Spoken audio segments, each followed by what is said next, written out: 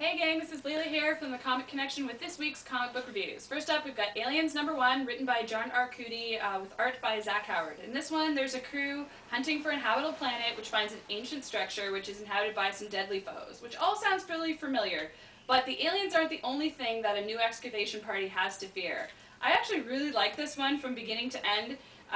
It has really great art, and the story is pretty fabulous. It was kind of unexpected for me. So as a new starting off point to Aliens, definitely one that you want to read.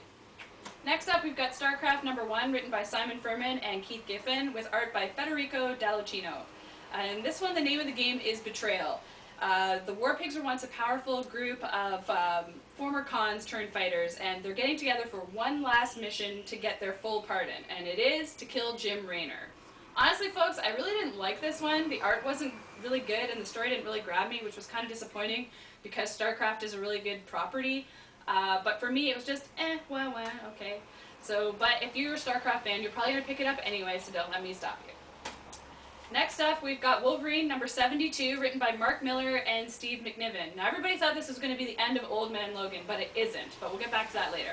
In this one, Logan throws down with the Red Skull in the White House and escapes with the money to pay off the Hulk gang. But when he gets home, things have gone very wrong and he just isn't in time.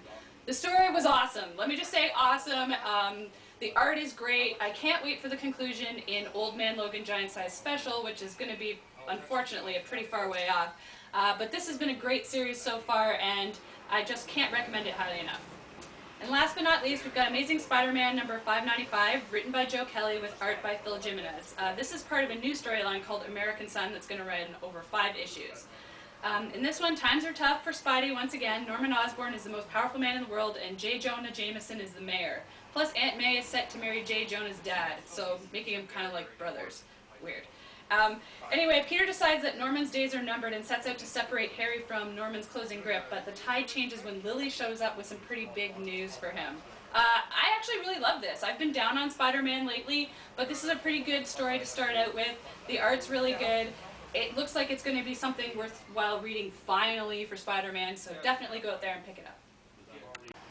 Hey folks, Jim here with this week's comic book reviews. First up, Ninja High School #170, written by Robbie Bevard with art by Ben Dunn. In this one, Ricky argues Tetsuo's case before the Elder Stars of the ninja world, while Tetsuo consummates his forced marriage and breaks Nanashi's heart.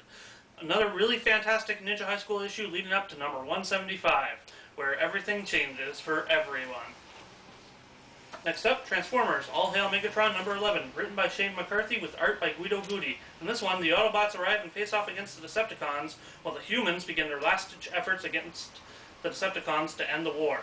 Another fantastic issue from Shane McCarthy and Guido Guidi. I'm really loving this series so far, and I really want to see what happens in the end next month. Next up, Maidens of Twilight #4. By J.L. Anderson, Fred Perry, and Robbie Bevard. In this one, with Seance and Miraja left powerless by the venom of one of Aparupa's pets, the race is on to get the antidote before it's too late. Another really fun issue, the finale. I actually really enjoyed this miniseries. It was quite good. Probably one of the better Ninja High School Gold Digger crossovers I've read. And last but not least, Blood Plus Adagio, Volume 1 by Kimiko Tsukane. On this one, on the eve of the Russian Revolution, Saya begins to uncover the strange secrets of the Romanov family. I love Blood Plus. I love Blood. I love this prequel. It's a really good one, and it's only 2 volumes long, so it's not much to invest in. So if you're a fan of Blood Plus, this is a must. Hey gang, it's Leila here again. This week we have, if you didn't see it last week already, we have Crystal here to do some extra special reviews from us. She's another of the wonderful employees here at the Comic Connection, and if you're more interested about what we do here, you can check out our Facebook page and see the pictures of the rest of our employees as well, who, you know, they're too chicken to do reviews. Just Crystal was the one that would do them. So here we go for Crystal for the second time. Yeah, There you go. thanks, Leila. Okay guys, so first up I have issue 0 of Dellec, or possibly Dellec. Anyways, the hero has a green flamey weapon and rides a motorcycle. So far so good. The villain is a hot blonde who wears fishnets and miniskirts. Also good. And somehow they are engaged in a battle for the souls of all mankind. Dark and detailed art by Gunnell gets 2 thumbs up from me, but so far Mastromico and Hernandez's story, it's just a little too early to tell. This teaser does scream potential, perhaps one to watch. I hope that they don't continue to be so much of a homage to Hellblazer, because I want to see them do something different, but might be one to be watching. Next up, we have Runaways, issue number 10. Runaways is a regular title for me. I really love Runaways. This issue contains within it 2 stories. The first one is Manifest Destiny, and the second one is Truth or Dare. Manifest Destiny gets 2 thumbs up for the art of Sarah Pichelli, and a meh for the story of Chris Yost. Molly goes to visit the X-Men, who have sent out a psychic message via Emma Frost to all the mutants. She gets a tour of San Francisco facility and bonds with Logan. No real conflict or character development, so meh. Truth or Dare is the opposite. The art of Emma Rios gets 1 thumbs down for me. I think all the characters' faces look the same.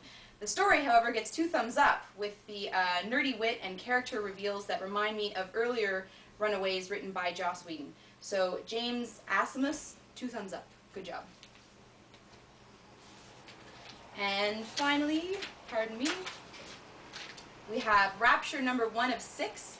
Set in a world where superhero conflicts are addressed like natural disasters, we follow the story of Evelyn Town, a supposedly normal, if emotionally crippled and overly witty young woman. Separated from her love interest Gil, Evelyn survives the Rapture, which is the name given to the mass exit of all superheroes on Earth, leaving destruction in their wake.